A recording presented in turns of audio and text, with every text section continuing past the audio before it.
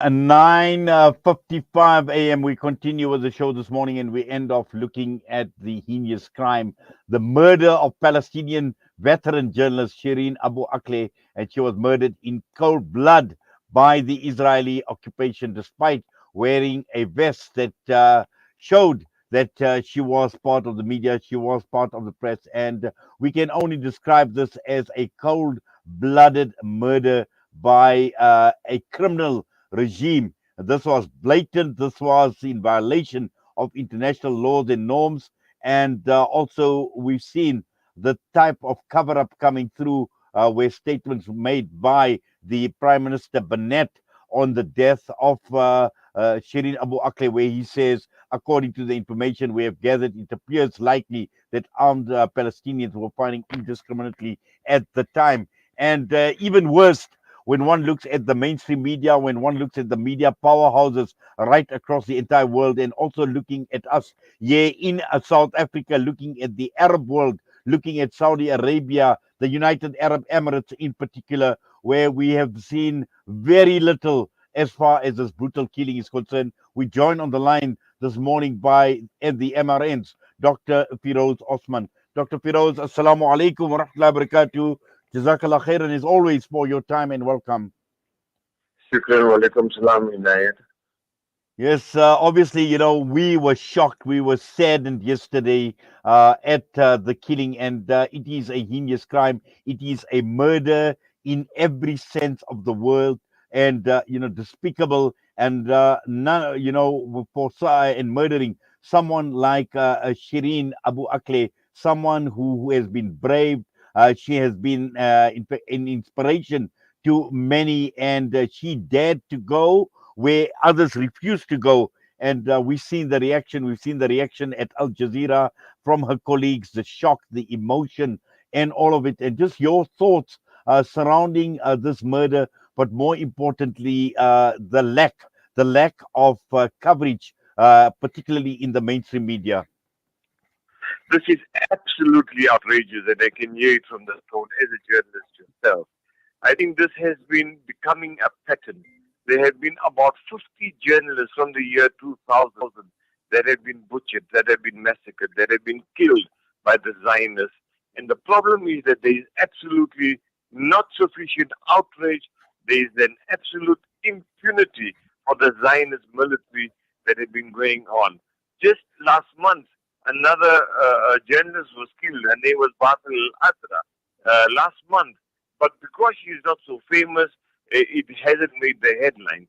And there is a typical pattern that is going on. In 2014, 13 journalists in Gaza were killed. And one needs to ask, why is this happening? It is simply to hide the violation of human rights and the crimes against humanity that is perpetrated by the Zionists. And in it, I am absolutely outraged as well by the silence of the Emiratis and the Saudis. I mean, how is it possible for them to keep silent when their fellow Muslims are being simply butchered?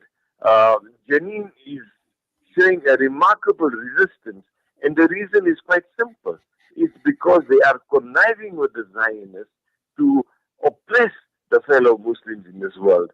And I think, unfortunately, because of a lack of outrage in these places and the impunity that the Zionists for the crime that they perpetrate, that it's simply going to continue. In a few days, it will be all hunky dory and back to normal. And this is exactly the concern. As you mentioned, in a few days, it will be all hunky dory because at the end of the day, despite the impunity with which this apartheid state meters out to people and journalists like Shireen Abu Akleh, they will, even if it comes out that they were responsible, they will say it's a mistake. All will be forgotten. They will not be held accountable. But Yeah, uh, yeah. coming to I sorry to interrupt, but if you remember, Muhammad al-Dura was killed in 2000. This is what the Zionists did. They tried to blame it on the Palestinians as if they were caught in a crossfire. The same excuse is going to, they they are going to try to do it that it was a Palestinian gunfire. But it's very clear that the Zionists are responsible for it and they must be held accountable. But this crime doesn't begin only with the shooting. It begins with the establishment of Zionism. And this is where the people need to take note of it.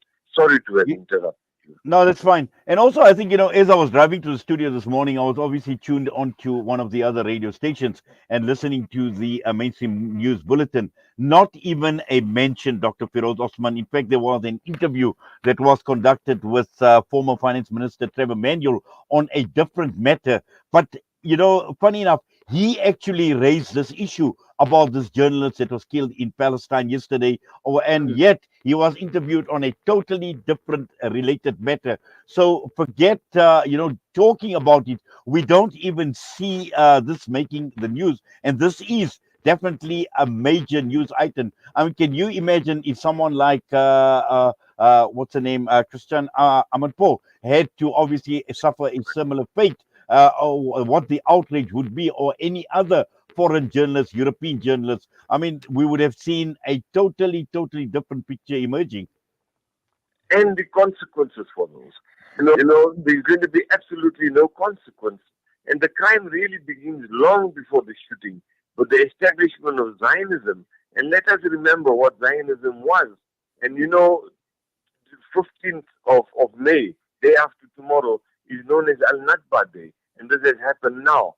And it was an establishment of Zionism where they wanted to put in an exclusive Jewish supremacist state that guarantees that ethnic Jews remain a majority, with the mass expulsion of the Palestinian people from the land. And this, what is going on in Jenin, is part and parcel of what is going on. It is an ongoing Nakba. And the resistance that is being shown, the heroic resistance in Jenin and Gaza and West Bank and the other places, is what the Zionists want to bottle up. Unfortunately, for them, for the Zionists, it is spelling their doom. And sadly, shamefully, I will say, they have the connivance of the Saudis, of the Emiratis, of the Bahrainis, and the Egyptians that are strangulating them. And I think if there's one message I must leave here, that we Muslims must become very much aware of the role played by the Emiratis, of the Saudis, and we need to isolate them as well as the Zionists, because they are conniving together to oppress the Muslims and the Palestinians in that part of the world. And just finally, Dr. Firoz, in the absence of the mainstream and the powerhouse media houses, not giving coverage to tragedies like these when they occur, when these brutal murders occur, just looking at alternative media, number one, and secondly, also looking at civil society, looking at activists, and we know right across the entire world, and also here in South Africa, we've got many organizations that are in solidarity with the Palestinian cause. And the key issue here is this must not be forgotten. This issue needs to be kept alive all the time. I agree with you totally. We need to keep this alive. Thank God for alternative media. And we must also ask the alternative media not to actually give a platform to those opposing it, because they've got enough on the mainstream media. But besides that, Muslims need to develop a leverage. Our leadership, our Muslim leadership, cannot sit legitimizing the crimes against the Palestinians, sit with those who are conniving with them. We need to become very much aware of the Zionist crimes. And thank God for the alternative Muslim media for that. We are seeing that the Palestinians are uniting against the hypocritical rulers, including the Palestinian Authority, who are in cahoots with the Zionists, and this must be brought out in the open. Well, Dr. Firoz, Jazakallah khairan so much as always for your time, for coming on, talking to us here on Salam Media. We wish you all the best, inshallah. Allah accept, Allah reward your efforts and everybody else at the Media Review Network. Assalamu alaikum wa rahmatullahi wa barakatuh. Wa alaikum salam wa rahmatullahi wa barakatuh. That was Dr. Firoz Osman joining us, the Media Review Network, and this was following the heinous crime, the murder of Palestinian veteran journalist Shireen Abu Akleh. It should not be forgotten. She was shot in cold blood by a brutal Israel occupation, and despite wearing her press vest, and let us remember that she also had held a U.S. Passport, and let us not forget Shireen Abu Akleh and all the martyrs in Palestine, and thus obviously it's not getting any easier. But at the end of the day, as human beings, as civil society, we have got a responsibility, and we, no matter how harsh it may sound, at the end of the day, let us not shy away from the truth, and this is exactly what we will do. The time next up, we're going to listen to a nasheed, a Gaza nasheed, and La Tubali Ya Gaza. And then it's going to be Juz 11 by Sheikh Ahmed Al Ajmi. With that, I'm going to be signing off. I'll be back with you tomorrow on Friday. Juma Inspirations, it certainly will be from myself and the rest of the team. Yeah, at Salam Media. Assalamu alaikum wa rahmatullahi wa barakatuh. الصادق بل كالبارد صار بثبات رام سكات وصمود رام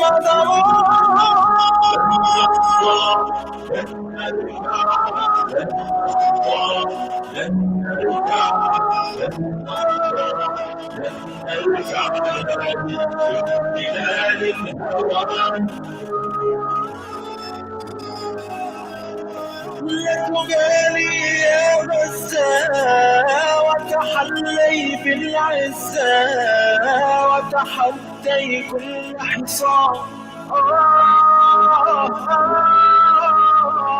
لتبالي يا غزة وتحلي بالعزة وتحدي كل حصار